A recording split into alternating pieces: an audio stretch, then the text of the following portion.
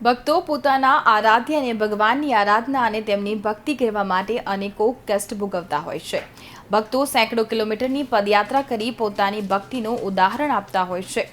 દેશભરમાં અનેકો એવા કિસ્સાઓ છે જેમાં ભક્તો ભગવાનની ભક્તિ માટે તન મન અને ધનથી અર્પણ કરતા હોય છે। ભગવાનની ભક્તિ માટે એક ઉત્તમ ઉદાહરણ રજૂ કરતા હોય છે અને આવો જ એક કિસ્સો સામે આવ્યો છે।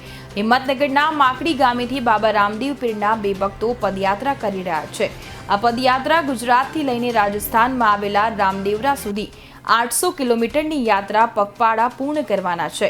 7 વર્ષથી સતત આ બે ભક્તો બાબા રામદેવના દર્શન કરવા માટે હિંમતનગરથી રાજસ્થાન રામદેવરા જાય છે।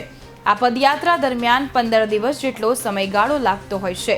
પદયાત્રા દરમિયાન બંને બાબાના ભક્તો બાબા રામદેવની પ્રતિમા સાથે લઈને ચાલે છે। હિંમતનગરથી પદયાત્રા શરૂ કરીને આજે તેઓ યાત્રાધામ અંબાજી ખાતે પહોંચ્યા હતા અને આગળ રાજસ્થાન રામદેવરા જવા માટે તેઓએ પ્રસ્થાન પણ કર્યું હતું।